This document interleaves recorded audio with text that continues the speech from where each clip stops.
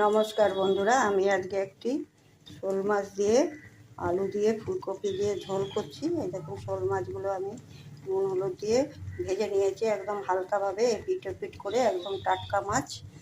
আমি ফুলকপিগুলো একটু বড় বড় করে কেটে নিয়েছি দেখুন, আর তার সাথে আলু দিয়েছি একটু বড় বড় করে, এগুলোও আমি ভেজে নিয়েছি। ফুলকপিটাও ভেজে নিয়েছি, আলুটাও ভেজে নিয়েছি।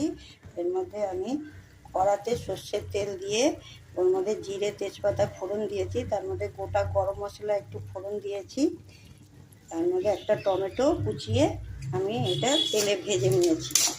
এখন এতে আমি একটু মশলা অ্যাড করব।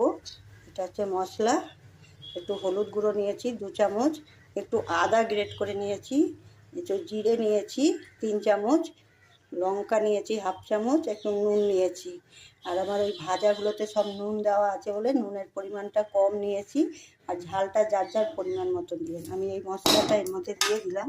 দিয়ে এর মধ্যে আমি একটু জল দিব, দিয়ে মশলাটাকে কষাবো। আমার মশলাটা কষানো হয়ে গেছে, আর আমি এর মধ্যে ফুলকপি আলুটা দিয়ে দিয়েছি, আর সব গলেও গেছে, সিদ্ধ হয়ে গেছে। এর মধ্যে আমি একটু গুঁড়ো গরম মশলা আর একটু চিনি অ্যাড করলাম। আপনারা চিনিটা নাও দিতে পারেন, আমি চিনিটা একটু দিলাম, ফুলকপি আলুর তরকারি তো সেই জন্য।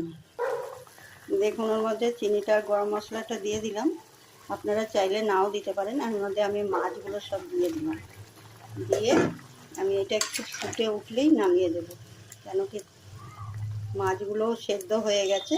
কেন কি টাটকা মাছ তো, বেশি ফুটালে এগুলো আবার ভেঙেও যেতে পারে, সেই জন্য একটু ফুটে উঠলেই আমি এটাকে নামিয়ে দেবো। দেখুন, আমার এই যে শোল মাছ দিয়ে আলু দিয়ে ফুলকপি ঝোলটা কেমন হয়েছে, লাইক করবেন, সাবস্ক্রাইব দিবেন, কমেন্ট করবেন।